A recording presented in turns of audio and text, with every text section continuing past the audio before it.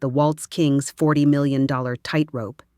Critics gasped at the spectacle when violinist André Rieu unveiled a life-size replica of Vienna's Schönbrunn palace, complete with fountains, an ice rink, and a gilded state carriage. Fans saw fairy tale splendor. His bankers saw a meltdown. That single stage set cost £34 million and pushed the king of waltz to the brink of bankruptcy. Yet 5 years later, Rieu's fortune had doubled, his orchestra was outselling rock giants, and he was sketching plans to play the first concert on the moon. How did a shy Dutch boy with a rented violin turn three-quarters time melodies into a global empire? And why does every triumph still feel one canceled tour away from collapse? From childhood frustration to stadium ovations. The boy who refused to sit still. André's father, conductor of the local symphony, enforced discipline so strictly that even coughing during practice earned a glare. 5-year-old André discovered freedom in the squeaky strings of a borrowed violin. Within months, neighbors lingered outside the family's crowded row house to listen, but applause at home was scarce. Determined to win the thunderous approval his living room denied him, André imagined concerts where audiences stood, clapped, maybe even danced. That rebellion turned classical etiquette on its head, became his lifelong compass. A single minute of live TV would ignite that dream. 60 seconds, 200,000 CDs. April 1995, Amsterdam Arena, Champions League semi-final.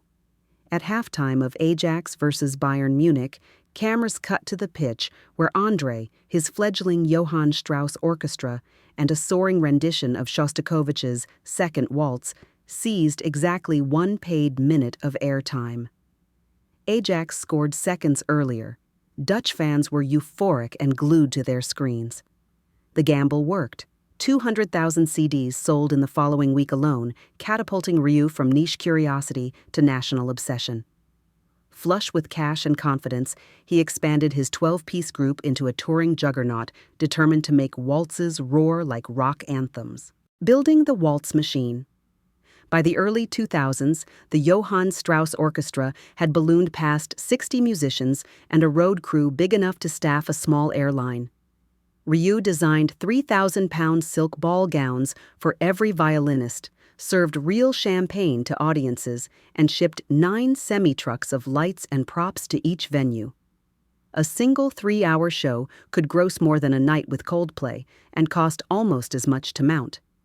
The money didn't sit quietly in bank vaults.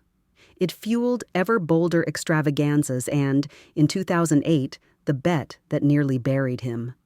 The £34 million palace disaster. Rieu adored Vienna's Schönbrunn palace so much that he ordered 3 full-scale replicas to tour the world. Fountains gushed, ballerinas twirled, and gold leaf glittered under arena lights. Behind the scenes, accountants panicked. Construction, shipping, and staffing vaporized decades of profits. Rieu emerged from the tour €34 million in debt, negotiating with banks to keep his company afloat. Family dinners morphed into crisis summits. Wife Marjorie rewrote show scripts between meetings with creditors, and son Pierre mapped repayment schedules so feverishly he slept beside an Excel printout. Yet the maestro never missed a performance. Night after night, he smiled, bowed, and trusted that tickets and DVDs would eventually eclipse the red ink. They did, but fate wasn't done testing him. When the show depends on one man's ears, illness is an existential threat. Silenced by Vertigo, September 2010. A viral infection struck Rieu's vestibular nerve, triggering crippling vertigo. Doctors ordered him off stage. Entire UK, Australia, and New Zealand tours were scrapped, costing millions in refunds. For the first time, the orchestra faced a future without its founder. Crew members quietly searched other gigs, insurers tallied losses, tabloids churned rumors that the Waltz King would never perform again. Rieu fought through months of rehab, emerging with a stricter fitness routine and a vow to diversify his revenue so that geography or illness could never choke his audience pipeline again. Cinema screens and pandemic pivots. Beginning in 2013, Rieu pioneered live cinema broadcasts, turning local multiplexes into pop-up ballrooms from Perth to Phoenix. Box office splits added a fresh revenue stream and, crucially, introduced younger moviegoers to waltz culture. When the 2020 lockdown darkened arenas worldwide, Rieu leapt online, streaming archival concerts, hosting Q&As, and posting videos of himself baking cakes for neighbors. The digital goodwill translated into record pre-sales for André Rieu's 75th birthday celebration. The dream continues, a brand new concert film sailing into theaters in April 2025 and featuring a floating orchestra party through his hometown canals. The brand survived the pandemic stronger, but Rieu understood that long-term stability required more than ticket sales. It was time to fortify the castle, literally. Stone walls, Stradivarius violins, and a hidden safety net. Fortress of Waltz, Huis de Torrentjes. Perched on Maastricht's St. Petersburg hillside stands Huis de Torrentjes.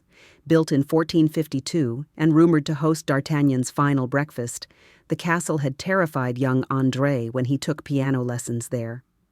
Adult André bought it, restored every turret, and filled halls with chandeliers, Flemish tapestries, and a £7 million, 1692 Stradivarius, one of 3 in his arsenal. But the medieval fortress is only the flagship of a sprawling real estate network.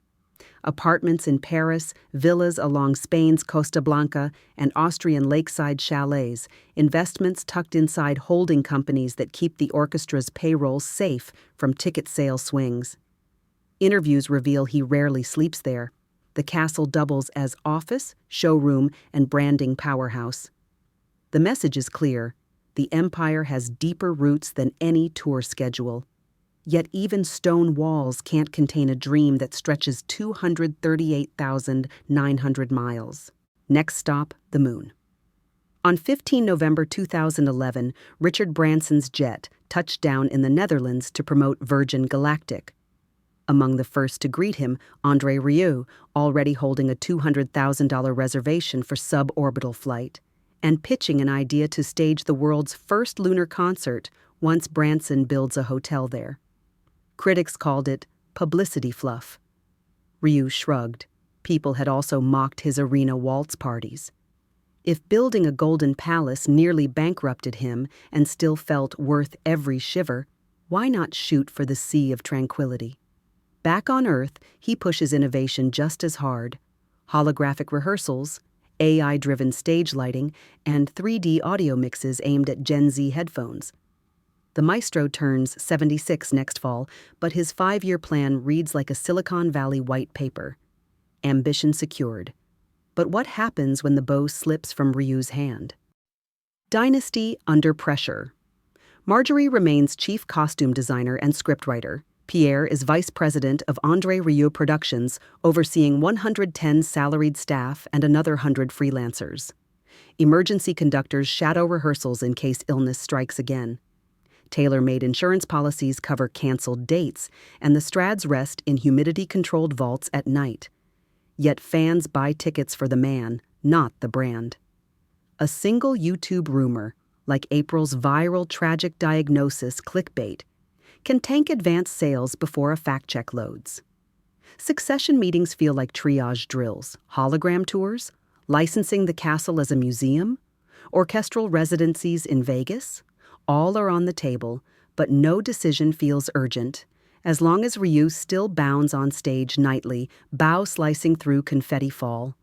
So what does it all mean? Dancing on the edge.